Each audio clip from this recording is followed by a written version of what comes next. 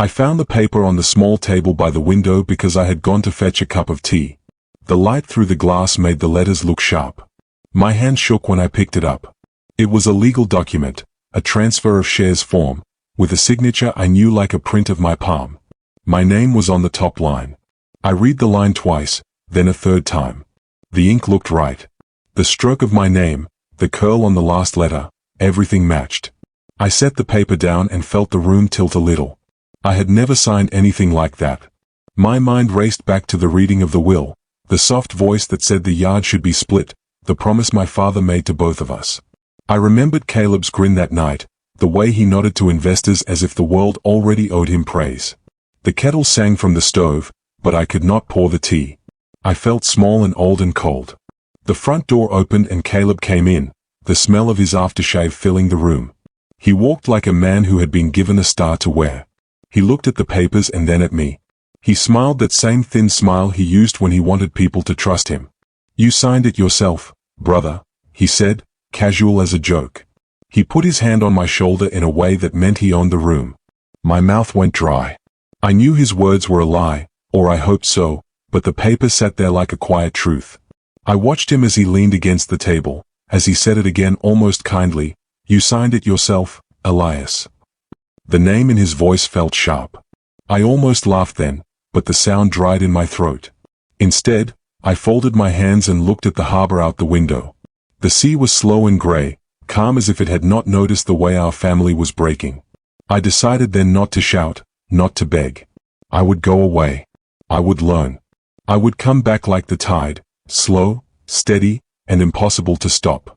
I still remember the day the lawyer read Father's will. The office smelled of salt and varnish, just like the shipyard we had grown up in. Caleb sat straight-backed in his suit, a gold watch glinting on his wrist. I wore my old work jacket, grease still clinging to the cuffs. Father's voice, recorded before he died, filled the room. "To my sons, Caleb and Elias Ward, I leave the shipyard equally. 2 hands to keep one dream afloat." Caleb smiled, that smooth, perfect smile that never reached his eyes. When the tape clicked off, he leaned close and whispered, "You can't run a company on kindness, brother." I didn't answer.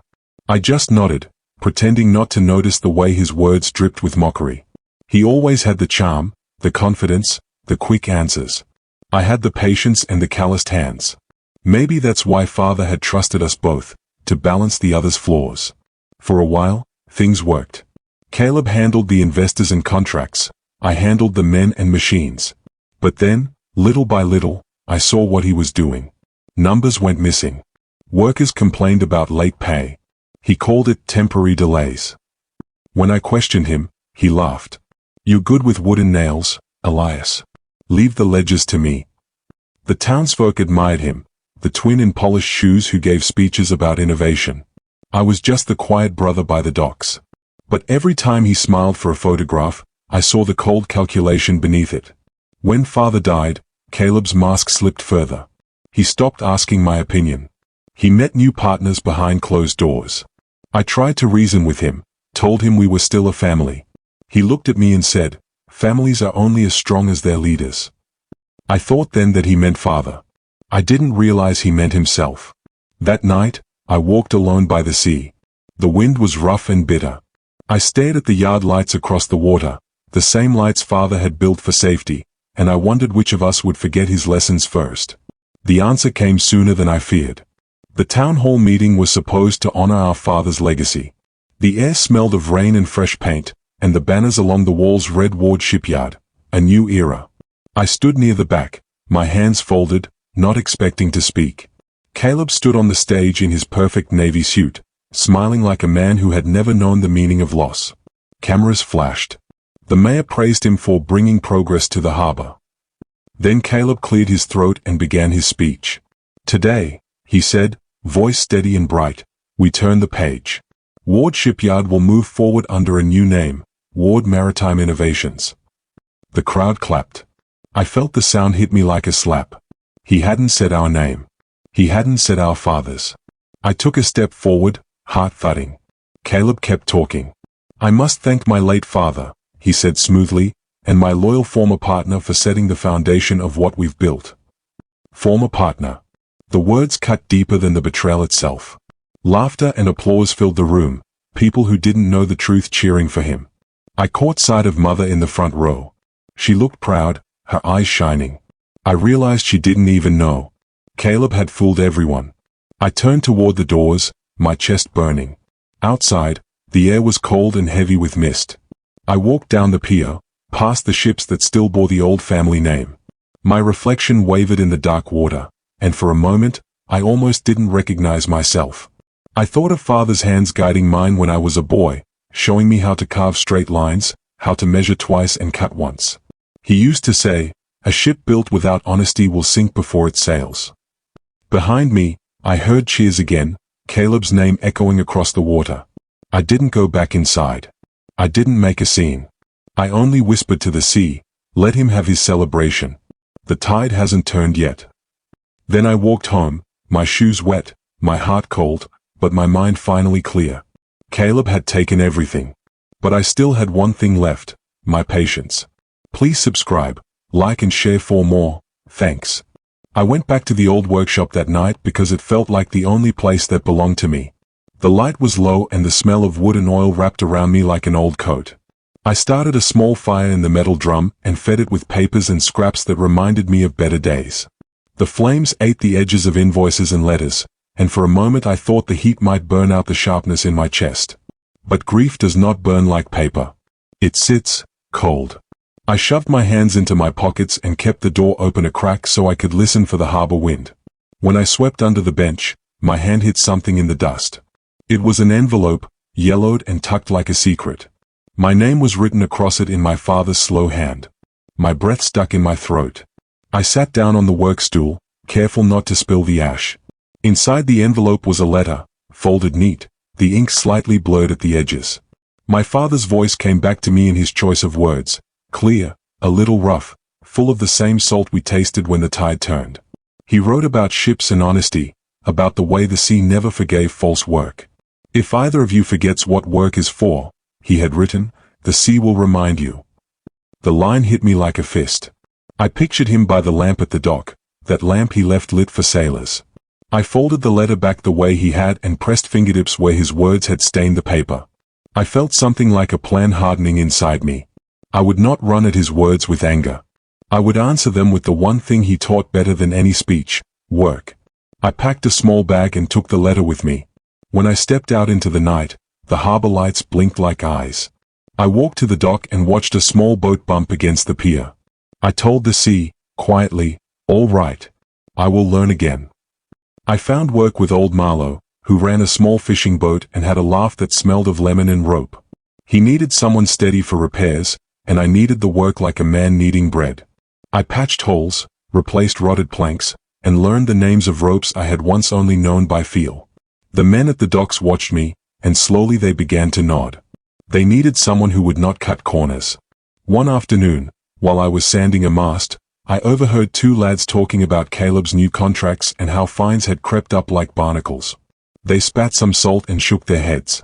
"That Caleb," one muttered, "he takes more than he gives." It felt good to hear the truth said without fear. The next week, word of my work spread. A skipper who had been cheated by Caleb's company came by, grim-faced and tired. He gave me his ship's list of repairs and said, "I need it done right. No tricks." I worked for him without asking for money, just wood and a place to sleep when the night was bad. He came back and ran his hand along the patched hull, water beating like small jewels. "You do honest work, Elias," he said. I answered, "Honest work will always be paid, one way or another." At dusk a stranger watched from the quay. He wore a plain suit and had hands with old scars. He came over slowly and introduced himself as Mr. Alden. He spoke soft, like he had learned to be careful with words. He told me he had once worked for our father as an attorney and had watched our business from another room. He said, "You're exactly the kind of man who could build something new." The way he said it felt like a doorway opening in a wall. I looked at him, saw the steadiness in his eyes, and for the first time in months I felt a small spark of hope. Mr. Alden began to visit more often. He sat at the edge of my workbench with a small notebook and talked quietly about rules and papers and what it took to build something that people would trust. I had always avoided company talk, preferring the scrape of a plane and the smell of fresh wood. But the more Alden spoke, the more I saw that law and craft could be partners, like two hands rowing a boat together. He told me about donors who loved honest work, about grants for small coastal restorations, and about investors tired of being burned by fancy promises. We started to sketch in the evenings, table sides piled with cheap tea and pencil shavings. We drew a sign and a symbol, a light, a beacon for the harbor. I called it Harbor Light because my father kept a lamp at the dock, and because the name felt like guidance. We must register it the right way, Alden said one night, tapping a page with a steady finger. Paper makes something real. It will protect you. So we went to the registry, a small office with a stern clerk who wore spectacles like a judge. I signed forms with my old hand, careful and honest. The clerk paused, pen hovering, then stamped the papers with a nod. Alden watched me with a quiet smile. You did it, he said. Now it can stand on its own.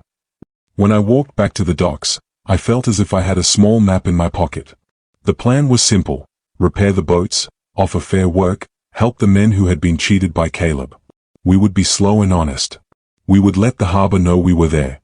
The first morning after our registration, a fisherman painted our symbol on his sail and left Harbor Light in black letters. I stood on the pier and felt the tide move a little differently. Caleb heard the rumor at one of his investor lunches, a man with a drink in his hand saying, "There's a small yard being spoken of, Harbor Light. The docks have their eyes on it." He laughed then, a little too loud for the table. He told his accountant to ignore such nonsense. But the whisper grew into talk. Men at the market stopped taking contracts from his company, and some suppliers called to ask if the docks had changed their minds. I kept working. We did not advertise. We fixed nails, tightened turns, and let quality speak. The sailors came back, one by one, for honest repair and fair price. Caleb's people noticed the change in the sails, the little black light painted on white canvas, and Caleb's smile thinned. He called me washed up once to a guest, then added, "He's simple. He can only do small things." The guest laughed like a bell. But inside I heard the clink of that laughter breaking. For every boat Harbor Light saved, for every man who received fair wages, the dock murmured a name, Harbor Light. Then the first storm arrived, not of rain but of paper. An inspector appeared at my gate, a stiff man with a long list and a frown. "We received complaints," he said, glancing at the yard as if he had been told a ghost lived there. "Men who did not like honest work sometimes find a way to make paper look like truth." I answered calmly, showed our paperwork, the registry stamps, the names of our donors. The inspector left, but not before muttering, "You have a clever enemy." I watched the gate close and thought of how calm men can weather the worst weather, if they have steady hands. The attacks began small and thin as the hairline cracks in a mast, barely noticed until they widen. A complaint here, a missing tool there. One night I found a plank loose that I had not set. Someone had tried to make our work look sloppy. Then a local inspector arrived with accusations planted like stones in his pockets, claims of missing materials, of shoddy repairs. I stood in the yard and let the questions wash over me. I showed receipts, names, and the careful logs we kept. Alden met with the inspector like a man who had lived many winters, and the man left grumbling. But the seed had been sown in places where lawyers and loudmouths gather. I learned that men like my brother never strike in the open. They punch with ink, with whispers, with the slow corrosion that eats at trust. Alden brought me copies of old contracts he had found, some redacted, some blurred, documents showing transfers and signatures that did not look right. He had the kind of patience that reads numbers the way I read wood grain. We sat long that night and bent over the pages. "He will try to suffocate us with paper," Alden said. "He will plant evidence and ask others to believe him." I felt anger then, quick and hot, but I pushed it down. My father taught me that anger makes a man hammer too hard, and the wood will split. I folded my hands and breathed. "Then we work," I said. "We do better. We keep records, we help the men, and we let the harbor decide." Alden looked at me and nodded. He reached under his coat and slid a small pack of papers toward me, old ledgers and copies of things that might one day be useful. "When the tide turns," he said, "we will make sure the truth is not drowned." I kept the papers locked in a box above my bench. Then I walked to the pier, hands deep in my pockets, and watched the light on the harbor turn to gold. Harbor Light began to hum like a small engine that refused to quit. Word traveled across the docks faster than the tide. Old sailors who had been shorted or shamed by my brother's company began coming to me quietly. Some wanted repairs, some just wanted fairness. I kept my head low and let my work talk. Alden often said, "Don't rush your justice. Let it age like timber." Every week we built more trust, one honest job at a time. One evening, while I was varnishing a deck, a woman approached holding a broken compass. She said Caleb had sold her a faulty navigation system, and her husband's ship had run aground. Her eyes were tired from crying. I fixed the compass for free. She tried to pay me with coins wrapped in cloth. I shook my head. "No," I told her, "you've paid enough already." She hugged me before she left. By nightfall, half the harbor had heard. That's how it started, the quiet turning. The men at the tavern began saying, "Harbor Light doesn't cheat." Caleb's foreman showed up one morning to sneer, "You'll never beat him." I smiled and said, "I don't need to." By the month's end, Caleb's accountant had visited the docks to see why profits were sinking. I watched from a distance as the man scribbled notes, his brow tight. I knew then the tide had begun to shift. Harbor Light was no longer just a workshop, it was a message. My father's words echoed in my head, "The sea will remind you." The stranger in the grey coat returned. Mr. Alden had a way of appearing when the day was longest and the work was heaviest. He handed me a crisp business card, Harbor Light Company, registered and insured. My name was etched beside his in fine letters. "We are partners now," he said. "Your skill, my structure." I didn't argue. I'd learned that justice sometimes needs both hammer and pen. We met often at a small cafe overlooking the wharf. Over tea, he told me more about father, how he'd once saved Alden's practice from ruin during a port dispute. He believed in steady hands, Alden said. He said patience outlasts greed. I nodded. I could almost hear father's voice. Alden warned me about Caleb's reach. "Your brother isn't careless. He's clever, but arrogance blinds clever men." That night, we walked the pier, counting lights on the water. Alden said quietly, "You're exactly the kind of man who could build something new." I felt that same stirring I'd felt as a boy carving my first ship. The next day, I carved a new sign, Harbor Light Company, honest work, honest wage.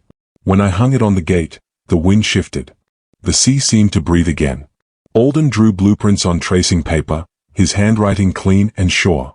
"A small repair yard first," he said, "then we expand." We talked of sheds, cranes, and dry docks. Every line he drew made the future look possible. We called it Harbor Light Company because it sounded like a promise. The lighthouse on our logo shone with a single beam, steady, not loud. "This light might guide justice home," Alden murmured. Those words stayed with me. The first few months, we worked long hours. I fixed boats during the day and filed paperwork at night. One evening, while signing registration forms, I noticed a young clerk frowning. "Funny," he said, tapping the record. "Your brother filed something similar a few years ago." My chest tightened. "Under what name?" I asked. He shrugged. "Ward Maritime Holdings. Same family, I suppose." I smiled politely, though my jaw clenched. It was just like Caleb, to try to plant flags where he hadn't yet earned them. When I left, Alden said, "Let him have his names. We'll build substance." We filed everything properly, kept receipts, and paid fair wages. Harbor Light's lamp was small but bright. Men began to say, "Go where the light shines." Caleb's empire still glittered, but I could see cracks forming where pride had replaced skill. One news travels differently in a harbor town. It moves in whispers, half-truths carried by the wind. By the end of summer, Caleb had heard about me, his washed-up brother fixing ships for small men. I imagine he laughed. But the laughter turned thin when his accountant mentioned that several clients had left for Harbor Light. He called me one night, voice dripping with false warmth. "Brother, I hear you're playing with planks again. Need help keeping the lights on?" I kept my tone level. "The light keeps itself on," I said. There was a pause, and then the line went dead. 2 days later, a new client came, a wealthy merchant whose ship Caleb's yard had overcharged for faulty repairs. I refused payment, saying, "Some debts aren't paid in money." The merchant smiled like a man remembering decency. He left word of my work in every port he visited. Within a month, more captains came, some out of curiosity, others out of quiet rebellion. I didn't gloat, I simply worked. Caleb's arrogance was his blindfold. He thought reputation was loudness. I knew better. Reputation, real reputation, is the silence that follows honest work. Caleb's first mistake was underestimating silence. He didn't notice that every sail carrying our lighthouse symbol was a small rebellion.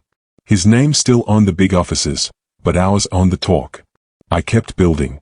Alden kept records. Every nail we hammered felt like a step toward balance. One afternoon, as I helped a boy sand a hull, I saw Caleb's car parked across the street. He sat inside, watching. I raised my hand, he didn't wave back. That evening, Alden warned me. He'll strike soon. He always does when the ground starts to slip. He was right. A week later, a government inspector appeared with a folder thick enough to choke a dockhand. Complaints, he said curtly. Unregistered materials, unpaid taxes, possible theft. I looked him straight in the eye. You'll find none of that here. We showed receipts, donor records, inspection logs, all perfect. He left, muttering, "You have a clever enemy." When he was gone, Alden said, "Clever, yes. But reckless." We tightened every paper, every proof. Harbourlight's light burned steady. Caleb's name began to fade from the docks, replaced by mine whispered with quiet respect. I didn't chase revenge. I was building something larger than him, something time itself couldn't drown. The wind shifted one morning, thick with salt and gossip. A new client arrived at the yard, a wealthy merchant named Granton, broad-shouldered and proud. His ship, the Aurora, gleamed like silver but leaked beneath the shine. I listened as he told me how Caleb's firm had charged triple for half repairs. His words were sharp with humiliation. I studied the hull quietly, tracing the cracks. "I can fix it," I said. "But it won't cost you a cent." He looked at me as if I'd spoken madness. "You'd do it for nothing?" I smiled. Some debts aren't paid in money. The men worked through the night under lantern light, patching seams, tightening bolts, and repainting her nameplate. When dawn came, the ship floated level again, her reflection perfect on the water. Granton stood beside me, hands on hips. "You've got your father's touch," he said softly. The name Ward caught in my throat. When he left, he promised to tell every captain from here to the capital about Harbourlight. Within a month, new ships lined the pier. We grew too busy to rest, but I didn't mind. The noise of hammers and laughter was better than silence. Each boat we saved was a word written against my brother's fraud. I never bragged, but I saw the fear growing in Caleb's shadow. His empire had started to creak beneath its own lies. I knew Caleb was watching. He sent small messengers disguised as curiosity, lawyers pretending to request estimates, men with clipboards taking notes about our rates. I played along, polite but guarded. Harbourlight's success spread like a quiet flame. Fishermen began to paint our lighthouse symbol on their sails, proud to show who treated them fairly. One morning, while walking along the pier, I spotted Caleb's company logo fading on a distant warehouse wall. I stopped, realizing what it meant. Time was erasing him the same way the tide erases footprints. At night, Alden and I reviewed numbers. "You've built something steady," he said. "But steadiness tempts storms." His warning proved true. A letter arrived stamped with a government seal. It listed supposed violations, fabricated, every one. I brought it to Alden, who chuckled softly. Forged complaints. His becoming desperate. I could almost see my brother's hand trembling over the ink. "We'll answer with truth," Alden said, drafting replies faster than Caleb could lie. The next week, the inspector himself visited, eyes wary but fair. After one look at our records, he sighed. "You run a clean shop," he admitted. "But be careful, someone clever wants you gone." I shook his hand and said, "The sea has never favored clever men, only honest ones." The storm Caleb sent came in papers thick as rope. Accusations of tax fraud, false wages, even theft of supplies. I laughed bitterly when I saw the documents. He'd copied my signature again, the same way he stole my inheritance. "He's repeating his sin," Alden said. "A man doesn't change his method, only his target." We filed evidence, hired witnesses, and kept working as if nothing had happened. But beneath the calm, I could feel anger pressing at my ribs. Every hammer strike sounded like a heartbeat counting down. The town whispered, half believing the rumors. Some clients wavered, others stood by us. One old sailor spat into the water and said, "We know who the thief is." That loyalty meant more than gold. When I came home one night, I found my father's letter pinned to my door, the one that said, "The sea will remind you." I touched the ink, almost worn smooth, and realized what I had to do. "We won't fight him with fire," I told Alden. "We'll let him drown in his own ink." Alden nodded, understanding. From that night forward, I began collecting every scrap, contracts, statements, proof of his forgery.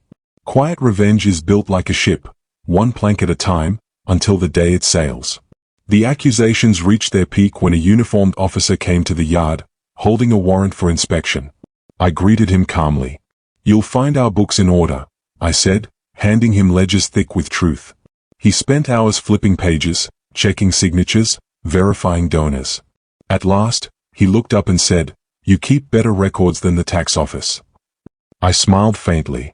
My father taught me, measure twice, cut once. He left without another word. That evening, I found a note slipped under the office door. It read, "You can't win this, Elias." No signature, but I knew the handwriting. Caleb's script always leaned slightly forward, like it was racing to excuse itself. I folded the note, placed it beside my father's letter, and whispered, "You write, Caleb.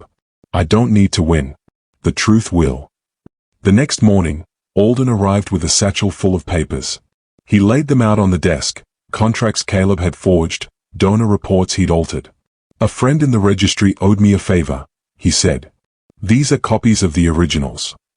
I looked at him, speechless. He nodded once. "When the tide changes, we'll use them." I pressed my hand to the stack. "Then the sea is already rising." The night before the harvest festival, Alden stayed late at the office. He spread the forged papers across the desk, every one marked with Caleb's fingerprints of greed. "You have enough to destroy him," he said quietly. "But destruction is easy. Justice takes care." I nodded. He was right. I didn't want to ruin Caleb for sport. I wanted the truth seen, once and for all. "Then we'll build something that does both," I said. He raised an eyebrow. "What do you mean?" I reached into the drawer and pulled out a single sheet of clean parchment. I began to write, the words coming slower than any nail I'd ever driven. It wasn't anger that guided me now, but purpose. The letter would carry everything, the proof, the patience, and the echo of our father's lesson. When I finished, I sealed it with red wax and pressed Father's shipyard crest into it. Alden leaned forward. "When will you deliver it?" I smiled. "When he's proud enough to think he's safe." Alden chuckled, low and approving. "The best justice waits until applause is loudest." I looked at the letter one last time, the seal glinting in the lamplight. "This," I whispered, "will end the storm." When the government announced a new coastal fleet project, the harbor buzzed like a hive. The contract would go to whoever could restore and maintain a dozen naval ships within 6 months.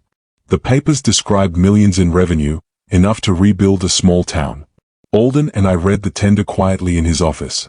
"He'll go for it," Alden said. "Men like Caleb can't resist the scent of grand applause." I nodded. "Then we'll make sure he smells it." We spent 2 weeks drafting a proposal, precise, elegant, almost too perfect. Alden built in a clause buried under paragraphs of regulation, a requirement that all bids undergo ethical compliance verification. Only a few lawyers would even notice it. When we finished, we signed our name, Harborlight Company, and submitted it. I didn't tell a soul. Days later, Caleb's company submitted an almost identical proposal, word for word, line for line. I almost smiled when I heard. He thought he was stealing again. "History repeats," Alden said, pouring tea. "But this time, the ink will turn on him." I walked down to the harbor that evening. The tide was full, the water glowing under the moon. "Father," I whispered, "you once said the sea never forgets. I hope you were right." When the news came that Caleb's company had won the bid, the town cheered.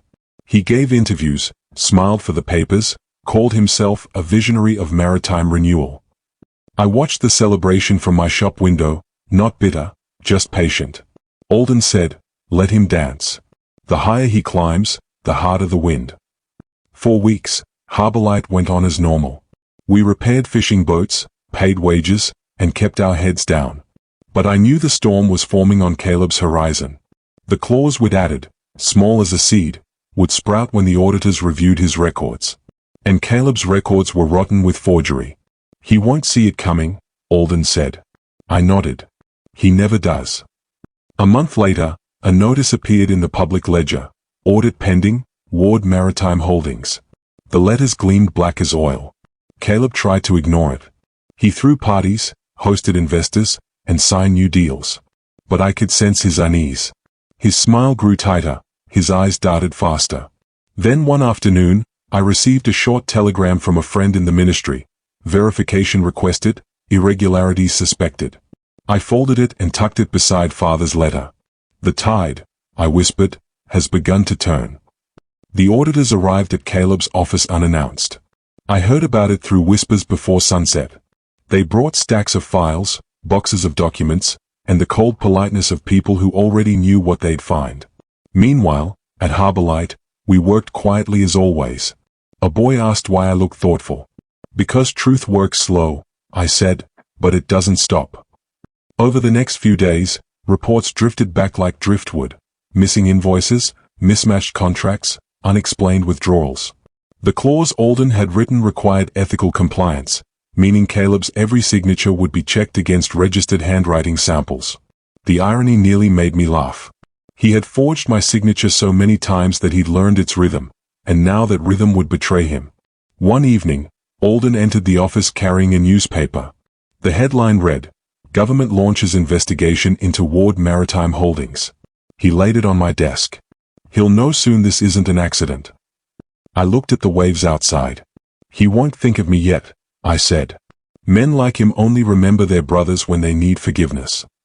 Alden smiled faintly. "Then let him remember." By the end of spring, Caleb's empire was cracking. Workers hadn't been paid in weeks. Suppliers demanded answers. One of his accountants came to Harbor Light at dusk, coat unbuttoned, eyes wide. He asked to speak privately. Inside my office, he sat down, trembling. "He's burning everything," the man said. "Files, ledgers, contracts, anything that ties him to forgery." Alden joined us quietly. "Do you have proof?" he asked. The man nodded and pulled a sealed envelope from his pocket. "Copies of everything. I can't be part of it anymore." He slid it across the desk. I placed my hand on it. "You've done the right thing," I told him. "The truth will protect you." He nodded, then left without another word.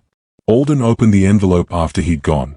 Inside were dozens of contracts, some forged under my name, others under dead employees.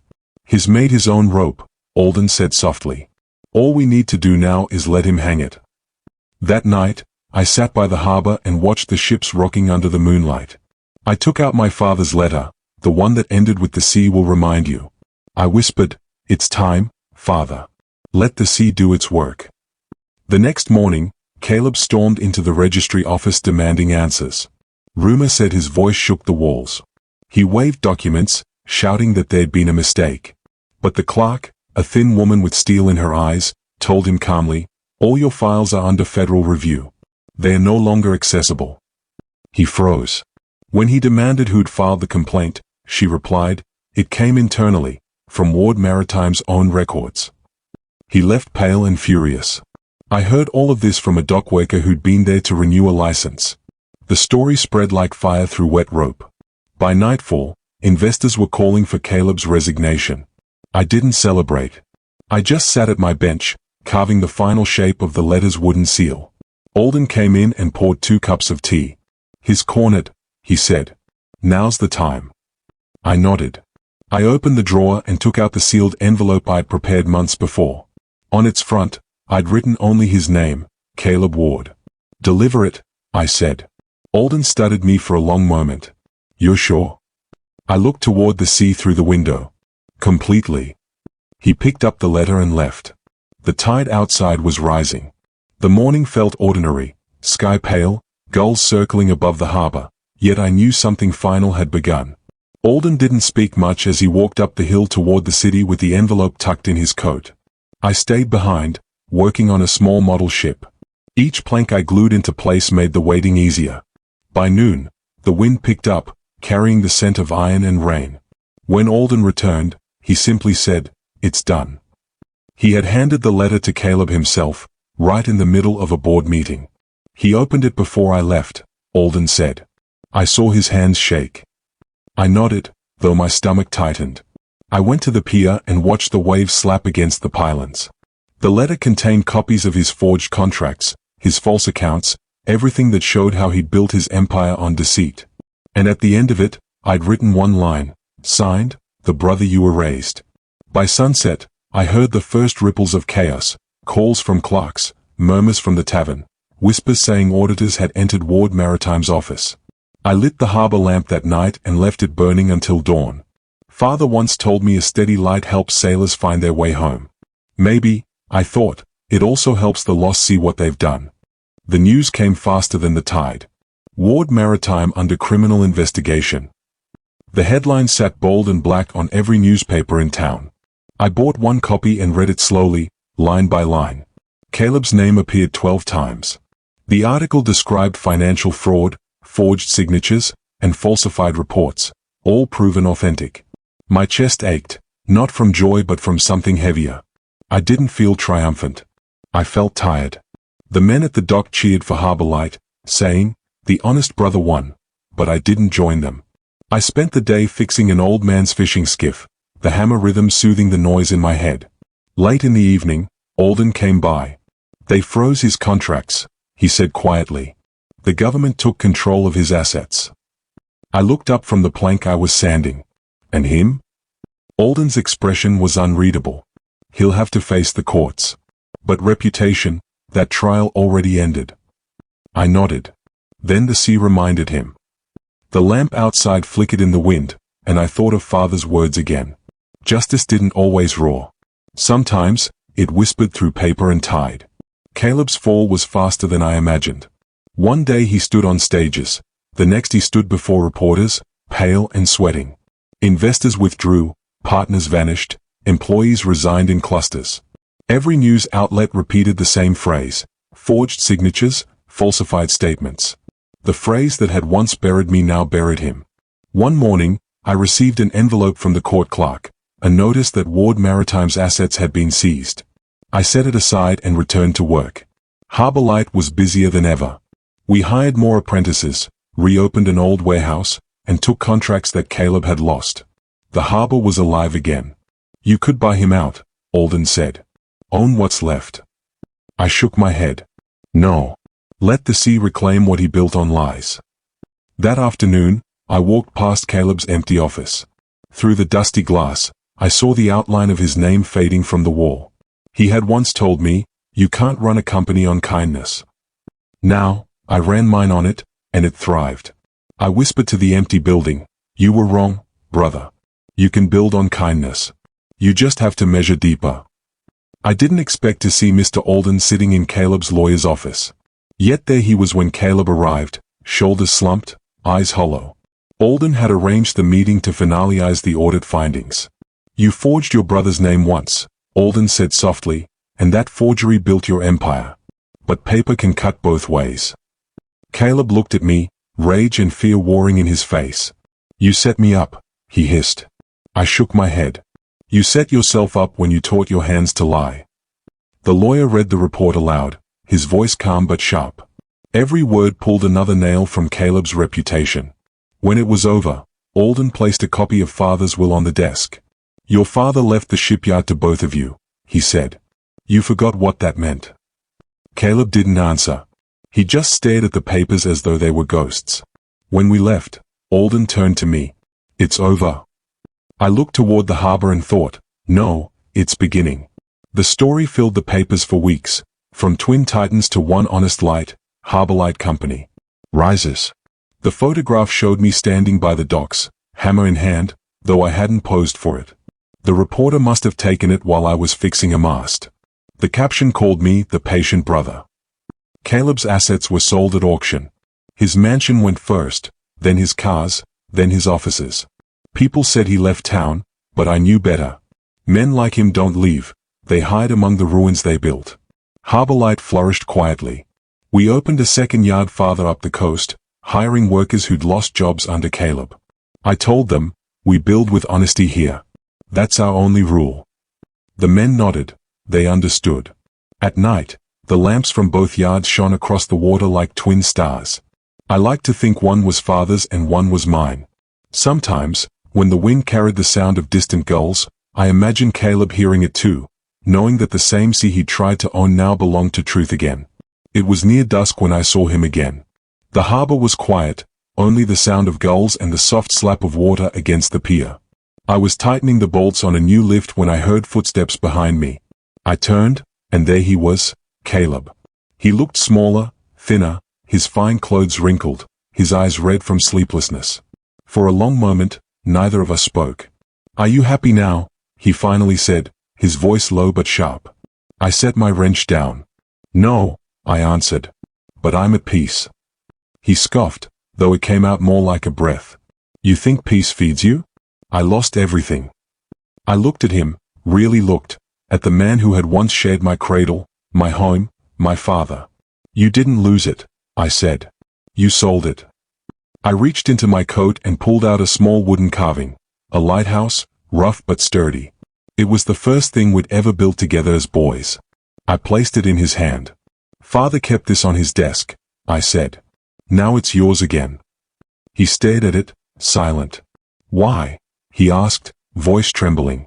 "Because the sea's already punished you," I said softly. "It doesn't need me anymore." The wind carried his tears before they could fall. I turned back to my work. The next morning, sunlight caught the new sign above the main gate, Harbor Light Company. Headquarters. Workers gathered, cheering as we unveiled the fresh paint.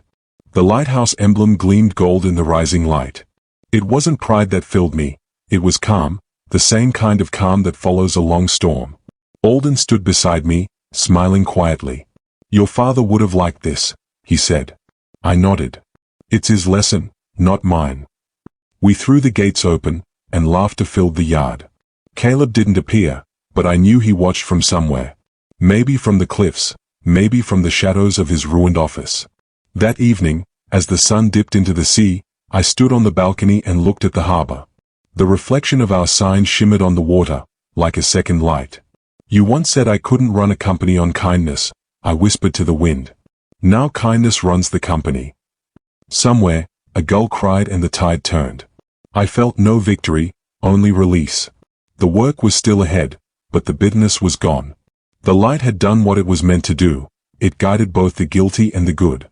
Weeks passed before I heard anything more about Caleb. A sailor said he'd seen him drinking alone at a cheap inn near the outskirts of town.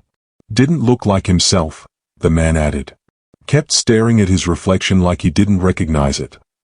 I thought about visiting, but Alden shook his head. "Let him find his own shore," he said. He was right. Some lessons only sink in when no one's watching. Still, I couldn't stop wondering what he saw when he looked in that mirror. Maybe the man he could have been. Maybe the brother he'd thrown away. At night, I found myself sitting by the harbor, watching the water move under the moon. I thought about forgiveness, not the soft kind that forgets, but the kind that understands. Caleb had been my brother long before he became my enemy. Father used to say, "Blood is the hardest knot to untie." I finally understood what he meant. I didn't want Caleb's apology. I only wanted the silence between us to stop hurting. So I wrote a letter, not to send, but to keep. "Forgiveness is not forgetting," I wrote. "It's letting the weight go so both can breathe." A few days later, another envelope came. No address, no return mark, just my name written in shaky handwriting. Inside was a single sheet of paper. "I found your letter," it read. "Forgiveness is optional. Accountability isn't. I understand that now." No signature, but I knew it was Caleb's. I read it twice, maybe 3 times, then folded it and placed it beside Father's letter. For the first time, I didn't feel anger. Only sorrow and strange relief. That evening, Alden stopped by with his cane tapping against the floor. "News travels," he said. "Your brother's resigned himself to a quiet life. Maybe that's its own kind of justice. I looked out toward the horizon. Justice, I said, was never mine to give.